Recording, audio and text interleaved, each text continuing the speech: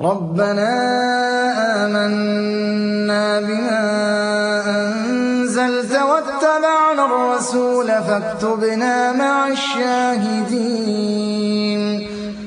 اعوذ باللہ من الشیطان الرجیم. بسم اللہ الرحمن الرحیم. ربنا دعاؤں کی سیریز کی ایک اور دعا، 11ویں دعا، سورہ آل عمران سے آیت نمبر 53، جس کا ترجمہ یہ ہے: اے ہمارے رب، ہم اس کتاب پر ایمان لے آئے جو تو نے نازل کی، اور ہم نے تیرے رسول صلی اللہ علیہ وسلم کی پیروی کی، پس ہمیں حق کی گواہی دینے والوں میں لکھ لے، آمین یا رب العالمین. اس دعا کا شان نزول یہ ہے کہ یہ دعا حضرت عیسیٰ علیہ السلام کے حواریوں یعنی شاگردوں نے اس وقت کی جب حضرت عیسیٰ علیہ السلام نے فرمایا اللہ کی راہ میں میرا مددگار کون ہے، سورہ آل عمران آیت نمبر 52.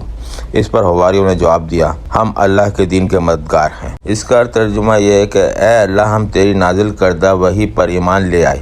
اس میں اللہ کی تمام نازل کردہ ہدایت کو قبول کرنے کا اقرار ہے، یہ کہ ہم نے تیرے رسول صلی اللہ علیہ وسلم کی پیروی کی، اور آخر میں ہمیں ان لوگوں میں شامل فرما جو حق کی گواہی دیتے ہیں. امام ابن کثیر رحمۃ اللہ علیہ فرماتے ہیں یہ دعا حواریوں کے کامل ایمان اور اخلاص کی علامت ہے، اور انہوں نے صرف زبان سے ہی ایمان نہیں لائے بلکہ عملی طور پر حضور صلی اللہ علیہ وسلم کی پیروی اختیار کی.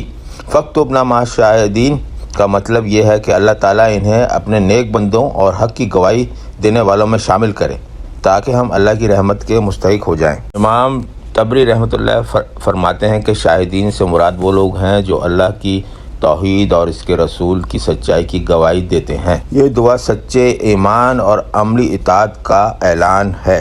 مولانا مودودی رحمۃ اللہ علیہ نے فرمایا ہے کہ یہ دعا ہر مسلمان کے لیے نمونہ ہے جو اللہ کی کتاب اور رسول صلی اللہ علیہ وسلم کی سنت پر چلنے کا عہد کرتا ہے. شاہدین سے مراد وہ لوگ ہیں جو اپنے کردار سے اسلام کی گواہی دیتے ہیں.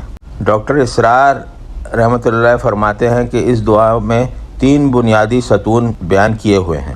نمبر 1 اللہ کی کتاب پر ایمان، نمبر 2 رسول صلی اللہ علیہ وسلم کی مکمل اطاعت، نمبر 3 حق کی گواہی دینے والی امت کا حصہ بننا.